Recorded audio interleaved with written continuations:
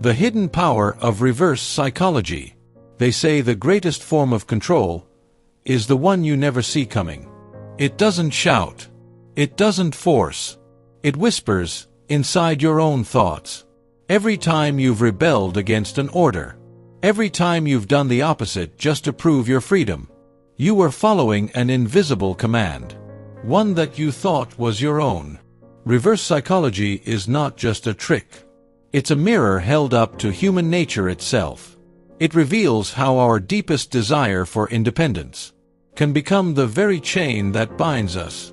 In a world built on manipulation and illusion, the question is not who controls you, but rather, who taught you to believe you were ever free?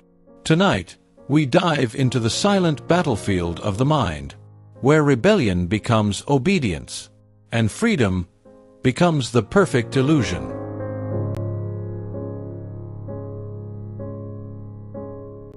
The request no one dared to refuse. In a small, forgotten town surrounded by endless fog, a psychologist named Adrian prepared an experiment that would challenge the very core of human behavior. He wasn't seeking fame or academic recognition. He wanted to expose something much darker, the hidden mechanism that governs choice, obedience, and rebellion. He gathered 20 volunteers inside an old building that once served as a hospital. The corridors were long, cold, and silent, echoing with a faint hum of fluorescent lights. At the end of one hallway stood a single door, painted in a deep shade of red that seemed almost out of place in the grayscale world around it. Adrian gave only one instruction. No one is to open the red door at the end of the corridor. No reason. No explanation. Just the rule. At first, everyone accepted it without question. Some laughed nervously, others shrugged. But as the minutes passed, silence turned into tension. The red door became the center of every whispered thought. Curiosity spread like an infection. "Why not open it?" one man finally asked. Adrian simply smiled. "Because you were told not to." That answer only deepened the mystery. The forbidden became magnetic. Every step away from the door felt unnatural, as if something inside them needed to know what was being hidden. Their minds began to race, inventing stories to justify their growing obsession. Maybe it's dangerous. Maybe it's part of the test. Maybe the real experiment is to see who resists temptation. Within an hour, the group had fractured. Some stood by the wall, determined not to give in. Others paced nervously, torn between reason and impulse. But one woman, a quiet observer since the beginning, finally walked forward. The others held their breath. Adrian didn't stop her. He just watched. Her hand trembled as she touched the cold metal handle. The moment stretched into eternity, the silence so deep it felt alive. Then, with one slow push, she opened the door. Inside, there was nothing but an empty room. No hidden danger. No secret. Just a large mirror standing in the center, reflecting every anxious face behind her. Pinned to the mirror was a small handwritten note. The human mind obeys best when it believes it's disobeying. For a few seconds, no one spoke. The words sank in like a knife made of truth. Adrian stepped forward, his voice calm but heavy with meaning. "You see," he said, "we are not creatures of logic. We are creatures of resistance. Tell someone not to do something, and you give them purpose. Deny freedom, and the need to reclaim it becomes irresistible." The group began to understand. Their rebellion hadn't been freedom, it had been manipulation disguised as choice. Adrian continued, pacing slowly. "This is the essence of reverse psychology. It doesn't force behavior, it redirects it. It turns the illusion of defiance into a predictable path. And once you understand that," he paused, glancing at the mirror, "you can control anyone without ever commanding them." One of the volunteers broke the silence. "So the real test wasn't about the door?" Adrian smiled faintly. "The door was never the point. You were." The woman who had opened it looked back at her reflection, now seeing herself differently, not as a rebel, but as someone guided by an unseen hand. The mirror had revealed more than just faces. It had revealed the truth. Every act of defiance can be an act of obedience, carefully engineered by someone who understands the mind. And as the group left the room, the red door stood open, no longer a mystery, but a warning.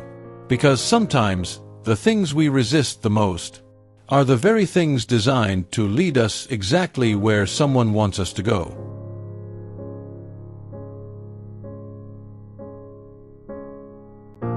The mind that thrives on opposition. Human beings are born with an invisible paradox coded into their psychology, a resistance to control that, ironically, makes them easier to control. It begins in childhood.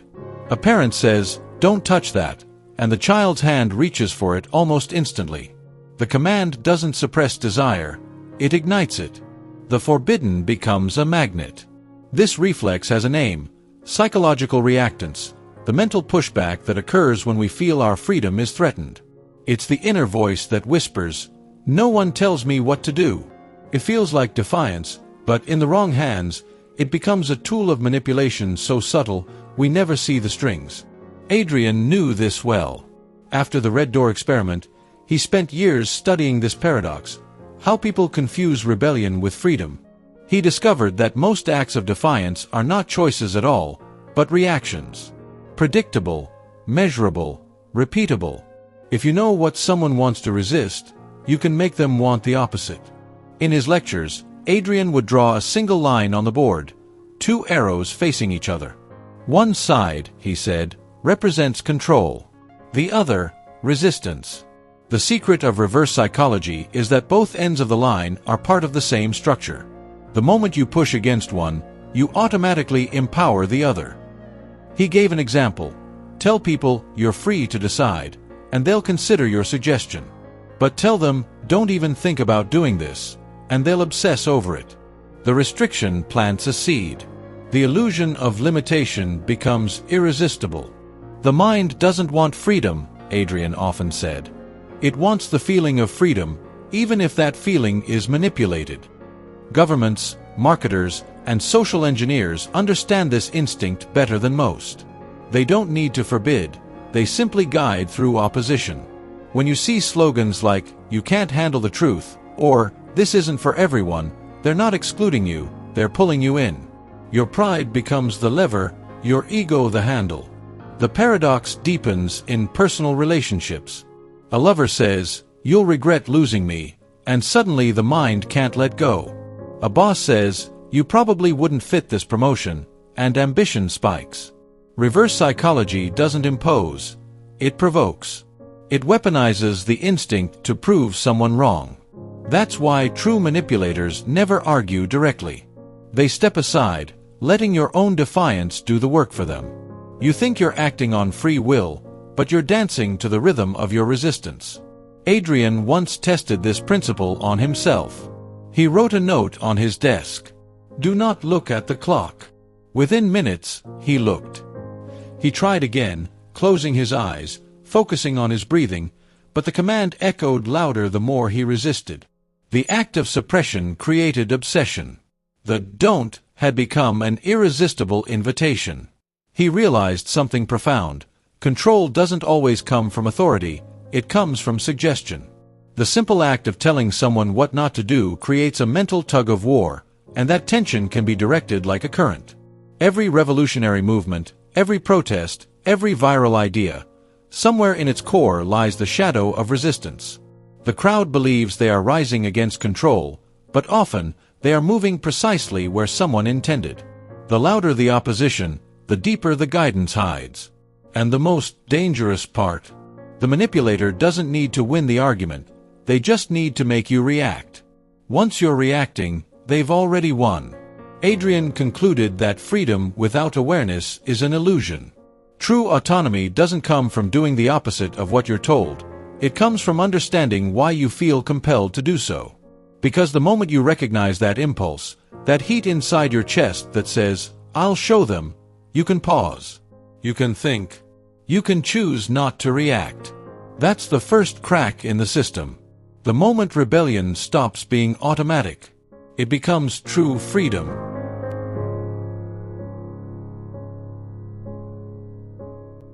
The power to control through chaos. Adrian once said, "If you want to control a mind, don't silence it, confuse it." He believed that chaos was the most elegant form of manipulation. Because when the human mind can't find clarity, it searches for direction, and whoever offers it first becomes the master. Reverse psychology doesn't operate through direct force. It operates through strategic disorder, by feeding both sides of a conflict until the subject chooses the path that was designed for them from the start. The secret isn't to stop people from rebelling, it's to make rebellion serve your purpose. Adrian's next experiment was proof of this principle. He invited a new group of volunteers and divided them into two teams, the controllers and the controlled. Each team was given contradictory instructions. To one group, he said, "Convince the others to open the locked box." To the other, "Do everything you can to resist their influence." The box sat in the middle of the room, sealed shut, with no explanation.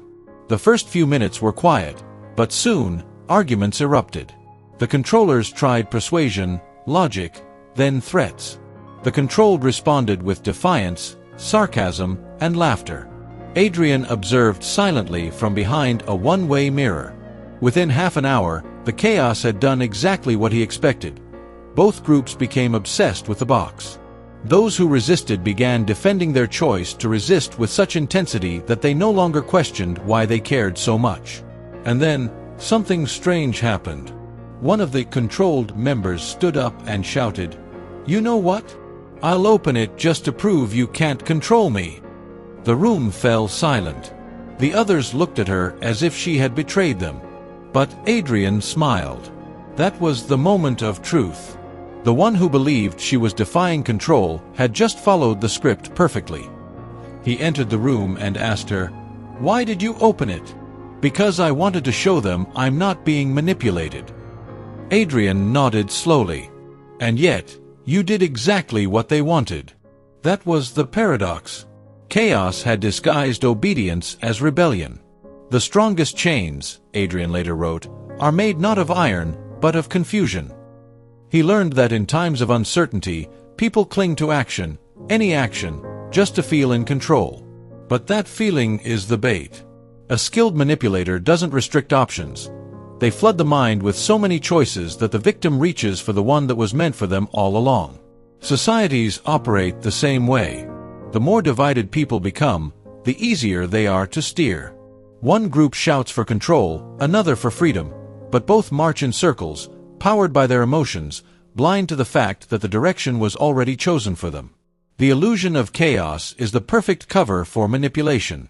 The mind can't detect the puppet strings when it's busy fighting its own reflection. Adrian summarized it in one line that echoed through his writings. To rule through order is to invite rebellion. To rule through chaos is to hide the hand that rules. That's why the most powerful influencers, whether in politics, marketing, or relationships, never fight for control directly. They create noise, contradiction, and doubt. They feed both sides until confusion becomes dependence. Then, when the noise becomes unbearable, they whisper a single, clear idea, and people follow it like a lifeline. Because the human mind doesn't crave truth. It craves certainty. And whoever provides that certainty in the middle of chaos controls the outcome. In the end, Adrian realized that chaos is not the absence of control. It's the mask it wears.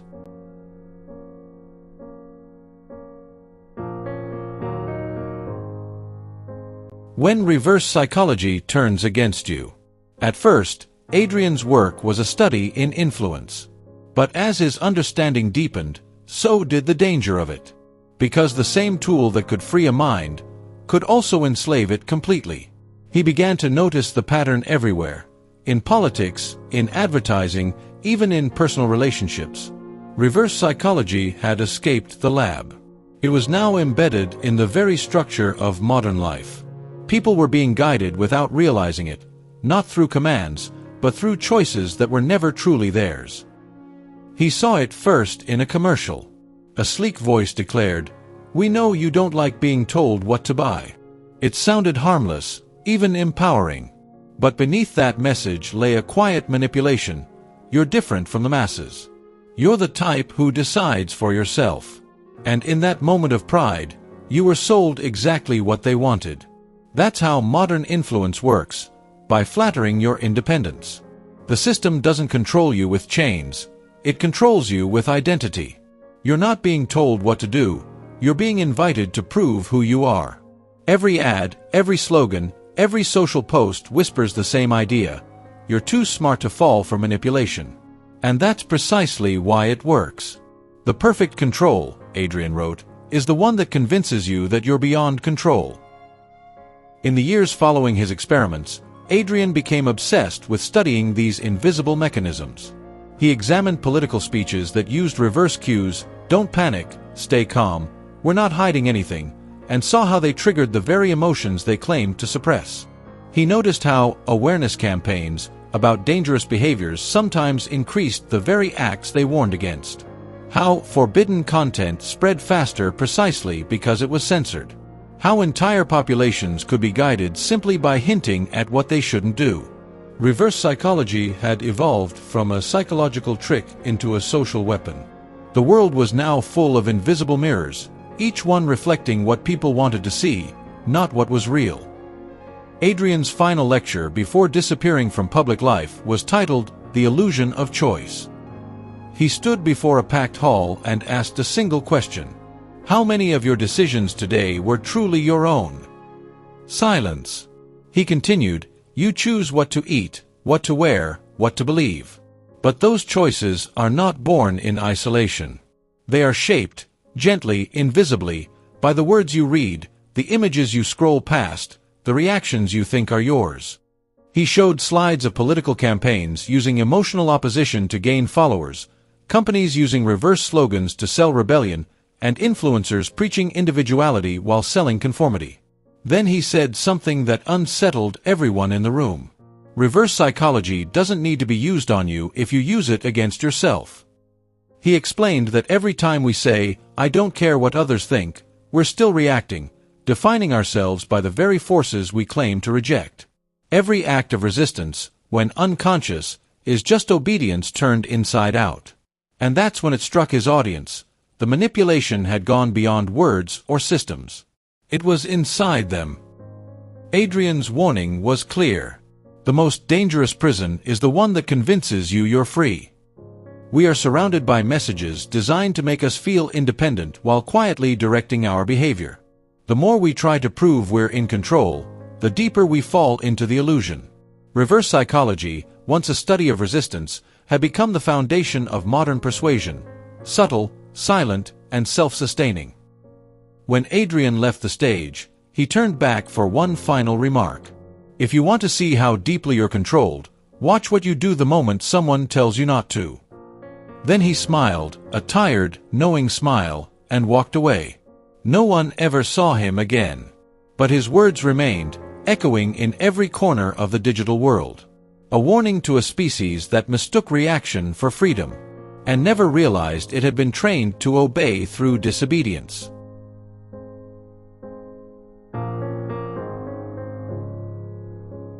Using the power in reverse. Liberation. After years of studying manipulation, Adrian discovered something unexpected. The antidote to reverse psychology was not rebellion, nor obedience, but awareness. True liberation didn't come from resisting control, but from understanding it. He realized that as long as people reacted, whether in compliance or defiance, they were still being moved by invisible strings. Freedom began only when the reaction stopped. You can't break a system you still need to oppose, he wrote in his final notes. You must step outside it and simply see. Adrian withdrew from his public experiments and retreated into solitude. He spent his days walking through the same quiet town where everything began, watching people live their daily lives, arguing, desiring, chasing illusions of choice. Everywhere he looked, he saw echoes of the red door. Different shapes, same pattern. One afternoon, he met a young woman who recognized him from his lectures. She asked, "Professor, if manipulation is everywhere, how do we escape it?" Adrian smiled faintly. "You don't escape it," he said. "You observe it." She frowned. "But isn't that just doing nothing?" "No," he replied. "It's everything." When you observe without reacting, manipulation loses its grip. It feeds on reaction. Without it, it starves. That became his final revelation. Awareness is the only true resistance. Reverse psychology thrives on impulse, on the mind's need to prove, to defend, to respond. But when the mind becomes still, when it recognizes its own patterns, the control collapses. The game ends because you no longer play it. In one of his journals, Adrian described it as a form of inner detachment. When someone says, "Don't think about it," and you don't fight the thought, you just notice it, the spell breaks. The power dissolves the moment you stop pushing against it. He compared it to a mirror. When you understand the reflection, you no longer chase it. You realize that every manipulation, every trick, every command, is only effective if you believe it defines you. Society had taught people to react to everything. A headline, a comment, a post, a rule. Every reaction was a thread, and each thread led somewhere. Adrian's final lesson was to see the thread before pulling it. He explained it simply. When someone tries to trigger you, ask, "Why does this work on me? What need, what fear, what desire is it touching?"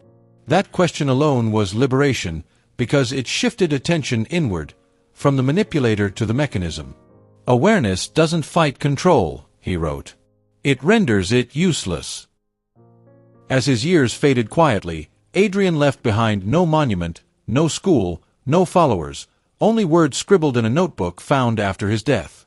One final entry read, "The world will always try to lead you, through fear, through praise, through rebellion. But once you understand how the mind dances to suggestion, you stop being the dancer. You become the silence between the music." Reverse psychology, he concluded, is neither good nor evil. It's a mirror reflecting the human desire to feel free. The same principle that enslaves can also awaken, depending on who holds it. If used with awareness, it becomes a tool for self-mastery. You learn to guide your impulses instead of being guided by them. You learn to watch your reactions instead of obeying them. You learn that the truest freedom isn't doing what you want, but understanding why you want it. In the end, Adrian's final discovery was simple yet profound. Whoever controls the reaction controls the mind. But whoever understands the reaction controls himself. And in that quiet realization, the chains of invisible influence finally broke. The power of reverse psychology, once a weapon of manipulation, had become something higher. A path to consciousness, to clarity, to the kind of freedom that can't be taken or given, only realized.